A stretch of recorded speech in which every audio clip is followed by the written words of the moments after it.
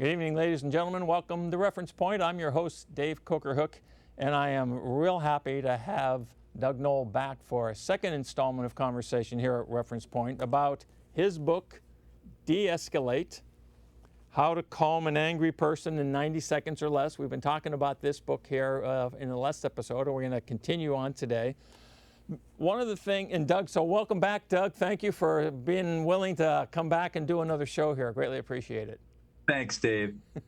Always fun. So, in our last episode, we were discussing the impact and how this process works so well, and it made me, during our break here, I was thinking about the importance of this across the boards. We experienced here earlier this week, or over the last several days, in U.S. Congress, when they were looking to nominate a Speaker of the House, right, and come up, that there was a tremendous, all of this like confrontation and conflict, and it was just like, why is this going on? Read in the news today, I guess it was, that something similar was going on down in Brazil. That there, it's just like there's this tendency to want to create a we versus they kind of a thing.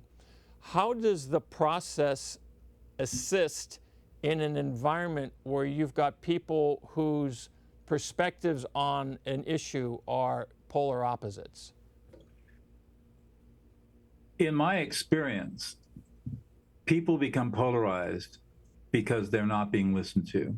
I mean, they don't feel like they're being heard. In fact, if you read the journalism on the political polarization here in America closely, it's that there's a substantial minority of people who feel like they've been disenfranchised from democracy and disenfranchised from culture because they haven't been heard. And when you learn how to listen in the way that I teach, people now feel heard at a very deep level, and the polarization goes away. I have 4 questions that I teach. If you want to have a calm conversation with the politically polarized, here are the 4 questions that you ask. First of all, you set yourself up. You're not there to persuade or change anybody's mind. You're not there to push your own beliefs. If you want to have a calm conversation with the politically polarized, you've got to be in a mode where you want to learn. Question number 1. Gee, Dave, tell me all of the life experiences that you've had that brought you to the beliefs that you have today. And then as you start telling your life story about how grandpa did this and you did this on the farm and whatever, we start to hear that there's a lot of common ground. And of course, I will listen to you and I will reflect back your emotional experiences to you using a use statement, basically affect labeling. Right. Second question that I'll ask is, Dave, how do your beliefs help you in your day-to-day decision making? How do they assist you in your life? Same thing again. I'll start affect labeling you. Not asking questions, anything more, not commenting on anything. Let me catch that video with Zoom. Did it to us today with the upgrade. There we go. There you go. Okay. and third question, Dave, how do you deal with people who have different beliefs than you do? And that's going to tend to get a reaction of some kind. You affect label again, listen to the emotions. And then the last question is, Dave, how do you think our society should be organized? We've got all of these different beliefs, as many beliefs as there are people. How should our society be organized to manage all of these different beliefs? And that gets people thinking. All these questions get them thinking about their belief structures that they've never thought about before. You never challenge the belief. You don't try to argue the belief. All you try to do is get them to be reflective about their own beliefs in a way they've never had before. And what I've discovered over the years is when you have these kinds of conversations, you discover that you have far more common ground than you have in difference. And you begin to realize that a certain segment of our political culture is all about fear and anger and frustration and feeding on that. Right. Certain news organizations feed on that. Oh, they thrive on it. And so they suck people into it. And pretty soon, from having a perspective that's out here, you have a perspective that's right here. Right. And that's what politicians and news organizations want you, they're not news organizations, they're broadcast organizations, because that's where they make their money and get the. And we have to resist that by listening and opening up and giving people time to talk about their stories and then listen to them very deeply as they tell their stories. And that's how we stop the political polarization. So in your experience, when you have had the opportunity to have that kind of interaction with someone that is extremely polarized, do they have that kind of response? Like you were talking about, we talked on the last show, you know, when you get too angry or you're talking to someone that's all, you know, really jacked up, and you affect label and you communicate with them and they feel listened to and understood, how there's reactions, you know, where they'll deep sighs, say, oh yeah, you know, the shoulders. But you always get this. Wow, you really get me. Thank you so much for hearing me. Every single time, that's what you get. Wow. Okay. So it's a very powerful tool. It would be interesting to be able to follow up, or at least sort of have some sort of opportunity to see how that individual's interactions have changed. Mm-hmm. You know, this is so powerful. I've been back to the Congressional Budget Office twice to train senior analysts how to de-escalate members of Congress and staff. oh wow, That's how powerful this is. wow, amazing. And I've been contacted by the National Institutes of Health. They want the training for their people too. Fantastic. Congratulations. We'll see. Thanks. I mean, yeah, it's what I do. So let's talk a little bit more about some of this stuff. Now, I can see where some people might look at what it is we're talking about, how you've been, you know, using this technology, and saying, oh, well, you're just manipulating people, which what clearly from everything that I know is not the case. But where does that come from, and how do you deal with that? Well, it's a great comment. And frankly, when Laurel and I were putting together the curriculum for our Prison of Peace project, which I talked about a little bit in the previous episode, well, that was something we were very concerned about. If we're going to teach inmates how to become peacemakers and mediators, and we're going to teach them how to affect label, how to listen to emotions, aren't we creating monsters here? Aren't we going to take some of these people who are really sociopaths and they're going to learn how to manipulate other people? And isn't that going to be dangerous? Our experience was completely different. What we learned was that if you truly do not want to listen, if you truly do not want to be of service to a person who's upset or angry, and all you want to do is try to get your own way, this will not work. It will not work. It sort of has its built-in fail-safes. Interesting. So that you have to be able to listen from your heart, and you can't manipulate using this. Yeah. It's very, very difficult because people will sense it right away. And you have to be open and a little vulnerable yourself, which is the opposite of the manipulator, right? Yeah, right. So it's turned out that after all these years, we've never had that problem ever with anybody. That's fantastic. Very cool. So are there courses on this technology? I mean, you obviously do stuff.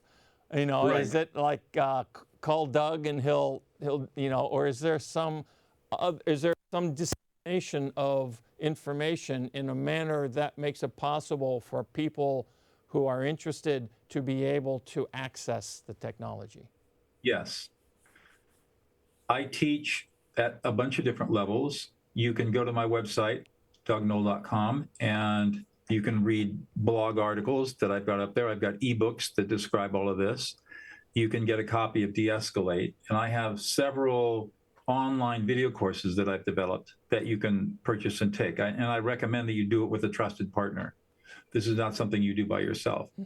In addition, of course, I am retained to teach people how to do this. I do it one-on-one, and I do groups, and I'll come into institutions like schools, prisons, for example, and teach in a broader context. I can teach virtually, and I can teach in person. So how do you scale? You're one guy. I mean, there's Well, 8 billion people. We could use probably more of you. Cloning is possible I need, nowadays, I but need, I need trainers. yeah. Actually, all of our people that we've trained as trainers in Prison of Peace are actually out doing the work. Oh, wow. So many of all those that have been released, they're people that we trained up in prison, and now they're out and about, and they're using their skills every day and teaching people how to do this stuff. There has to be, as the demand for to learn these skills increases, then there'll be a demand to learn how to do it. And I have a training program that I have that I can teach people how to teach these skills. Fantastic. And it can be as simple as just knowing how to facilitate one of the online courses, Right. or more sophisticated and getting into really understanding the science and psychology behind all of this and how it developed. So that's hopefully going to expand and grow over the years. More and more people will want to learn. And I hope to leave a legacy of younger people who will be able to teach these skills after I'm long gone. Fantastic. Which triggered another thought. You're talking about helping to help younger people do this. When you look at that age group from, say, 12, 13 up to, 22, 24, which is a very rebellious time frame, trying to figure out who you are and what you're going to do in life and stuff like that. How is that generational cohort, which changes every generation, how does that generational cohort respond to the technology? Amazing. When I'm teaching teachers, for example, especially in middle school and high school, how do you deal with a sullen 14-year-old boy, right? And this works, and you get amazing responses. Their brains are no different than anybody else's brains, even though they seem like they're from different planets at times. And you just affect label them with compassion, and they will respond to it, just like everybody else. You can't help yourself. This is an unconscious process. It's not something that you can rebel against. You cannot stop the de-escalation process consciously. It just happens in the brain automatically. That's very cool. And that's why it's so powerful. And kids respond to this just as well as adults do, and even better in some cases. Do they recognize the effect that it's having, the impact that it's having? They feel calm, and more importantly, they feel deeply validated and heard. And they observe it in others. Yeah, and underneath that, they feel emotionally safe, which is extremely unusual. Most people do not experience deep emotional safety in their lives, especially children. And when you start affect labeling, you create that moment, that bubble of emotional safety, and they feel it at a very visceral level, and they're very grateful for it. That's interesting. That creates that condition that makes it possible for them to express themselves without fear, is what you're saying. Correct. Wow. That's huge for anybody, but especially in that part of life when everything is changing so rapidly, physically, emotionally, mentally, environmentally. It's just like that's pretty powerful. That's right. I keep saying it's the foundational skill of life. Master this skill. Stop all fights and arguments forever in your life. Build instant intimacy in your personal relationships. Become the leader that everyone wants to follow. Right. Very cool. I want to take you to another one of your books now that I haven't had a chance to read yet, but during the break I commented on it and you said it was a book ahead of its time. Yeah. And you mentioned it on your website. It's a book called Sex, Politics, and Religion at the Office. Right. And which is an interesting, title, but having been in corporate America for many years, the kind of politics that goes on there, the sort of different cliques with the we they kind of thing that happens, the gender inequality, all that kind of stuff. It's really interesting to observe and important to try to find a way to deal with it or to kind of like make it go away. And I get the haven't like I said, I haven't read it, but I'm drawing the conclusion that this is discussing the technology applied in this kind of an environment to help all these things sort of like settle out. Am I on track here? Pretty close. The book is about 20 years ahead of its time. And I wrote it, my co-author was Dr. John Bogart, a good friend of mine. And we wanted to write a book for leaders on how to lead diversity in the workplace. This is just as the whole concept of diversity was starting to get started. And we were looking around, looking at all the junk that was out there and said, why don't we write a book about how, as a leader, you can take sex, politics, and religion and turn them into competitive advantages by leading diversity rather than letting HR stifle diversity with all the thou shalt nots and all the compliance stuff.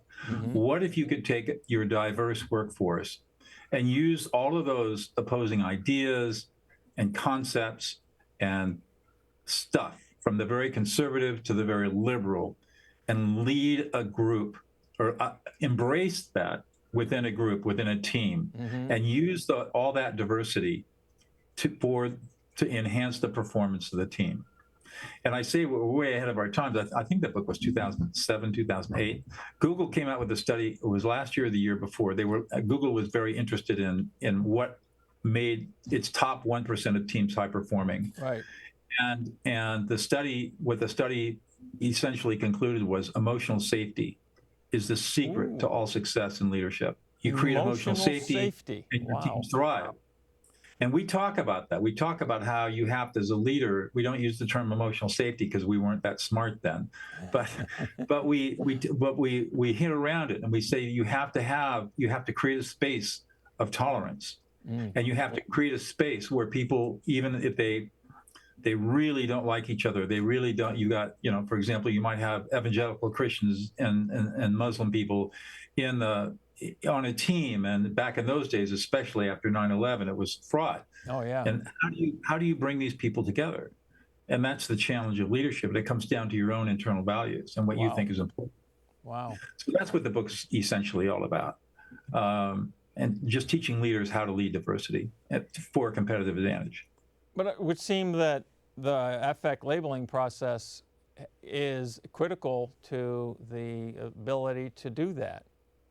Yeah, what's interesting is at the time that book came out, I was only two years into affect labeling. And I don't recall whether I talked about it in the book at all. I don't remember. So it was still, affect labeling was still very new to me. And I don't know if it was, if I even mentioned it, we even mentioned it in the book. I can't remember. It's been a long time since I've looked at the book. Right, but it would seem logical in the sense that if you're the leader and you've got these diversity of individuals who have these different beliefs, different perspectives or whatever, that you can validate their individual perspectives and allow them the safe space to have expressed themselves, and then they can work together. Right. I would say today, absolutely correct, no question about it. If I were rewriting Sex, Politics, and Religion, affect labeling would be my #1 go-to skill. Because when you're dealing with people who are stereotyping each other and they're kind of oppositional, right? An oppositional conflict based on something we can't change, or sex, politics, or our religion, right? Then that's when you can start affect labeling people and have them affect label each other so they all feel deeply heard. When you do that, you build trust. You build safety, you build rapport, you increase creativity, and you create intense loyalty. Wow. When you do this. Very cool. Powerful. So what's your goal? What's your why? Why do you do this, and what do you want to accomplish? Well, my why is to serve humanity in many different ways and as broadly as possible. And that could be working in prisons, teaching murderers how to be peacemakers. It could be working in higher reaches of government, teaching people how to have calm conversations around important topics. Or it could be teaching middle school teachers how to de-escalate angry parents and students. So I'm gonna stop you right there, and I'm gonna say that sounds very much like a what. Okay, my why, if you're gonna, that's what I do, but the why is because this is the path to happiness. What I do is teach people how to find true happiness in life. And happiness by how to listen properly. And when you learn this, your life is transformed forever. And what's it do for you? I love watching the transformation. There you go. Okay. How does it change you?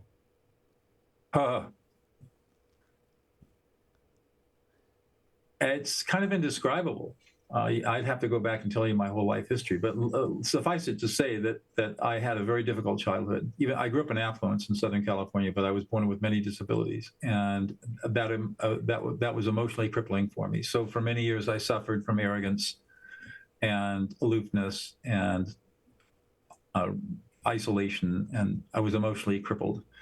And it wasn't really until I started developing these skills, that I was able to overcome all of that. Not only I'd overcome the physical disabilities, but the emotional disability that came along with it.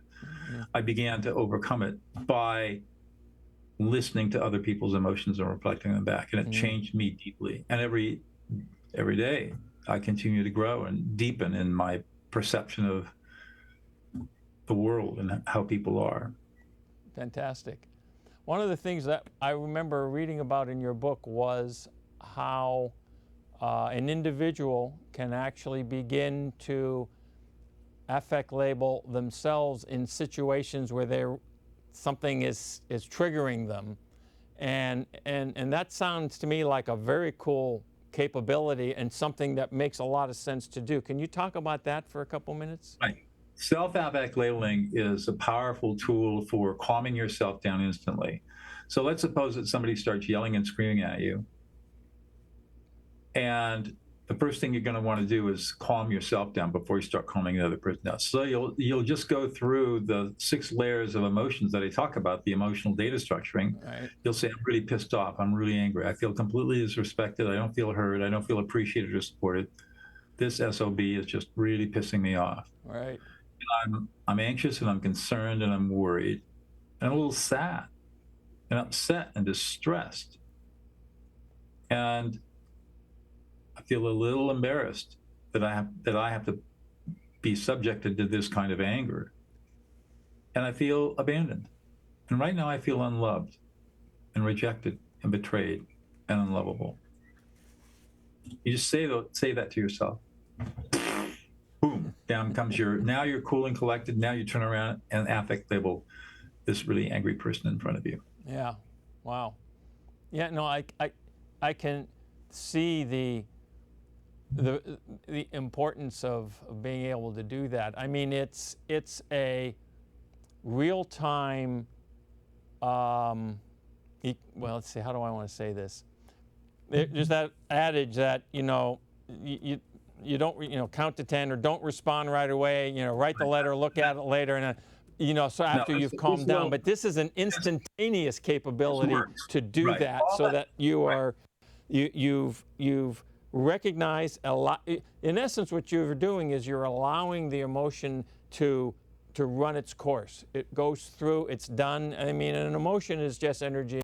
It moves, it comes through, it's done. Once it's gone and out, then you can move forward without having that kind of monkey on your back, so to speak. Unlike all the other techniques that you hear about, take deep breaths, go out for a walk, down, whatever it is, that's all valid. But the problem is, in my business, it takes too long. Yes. I don't have time to send somebody out on a walk through the forest when I've got to mediate a highly escalated dispute. I've got to calm them down right now. Exactly. I get paid big bucks for doing that. And so my job, I need tools that I can use that are going to work first time, every time, without failure. I know they're going to work, and I know I'm going to get people calmed down. And when I teach people how to self-affect label, it's the same thing. Yes. I want people to have tools that are going to work the first time, every time, without failure. This is their go-to skill when they need to calm down in the moment. Right, right. I mean, it's wonderful, because there's any number of circumstances that will occur, everything from driving home from work and having some guy cut you off, Right. to, to being in a business meeting where one of the members of a board of directors that you're trying to sell something to starts to try to rip you apart because he's got, his own agenda. So any of those things can happen, and to be able to handle that immediately for yourself makes it possible for you to move forward without conflict. It makes a lot of sense. I love it. That's right. That's right. Very cool. This is awesome. I have a feeling we're pretty close to the end of the show here again, Doug. I want to just kind of ask you to wrap up a little bit of if you were to suggest to someone how to go about becoming more knowledgeable and able to implement the tools. You've touched on it a little bit before. Can you just kind of run through that again for us so that people can? Sure. I have a number of YouTube channels, and a lot of videos, not a lot, but a fair number of videos up that talk about all the different aspects of what we've been talking about, Dave. Mm-hmm. And people can go to my website, DougNoll, DougNoll.com, and I've got a tremendous number of resources, from ebooks to blog articles and online courses. People can engage me as a teacher, trainer, coach, and mediator. I have a project now going on that I haven't mentioned, which is pretty interesting, and that is this. It's my Difficult Conversations project. Dave, how many people do you know that have a difficult conversation they've been avoiding? Oh, yeah, sure. Okay, so what I'm offering to do is I will actually facilitate that difficult conversation, assuming both sides agree. If you want, I'll do it for free. Of course, if you do it for free, if I do it for free, then you got to agree that I can live stream it onto YouTube. Ooh, because very cool. I want to build, it's reality TV. I want to build a collection of transformative conversations where people have had this very difficult conversation and been avoiding. I will facilitate it. I will guarantee that it will be transformative. And I want the world to be able to see the power of what we're talking about. That's a great place to, that's awesome, but that's a great place to end, because I'm getting the signal that we're running out of. I love that one. We'll follow up with that one on one-on-one, Doug. Thank you so much for being here. This has been fantastic. Ladies and gentlemen, don't forget to send in those inquiries at info@referencepointtv.com. Go get the book.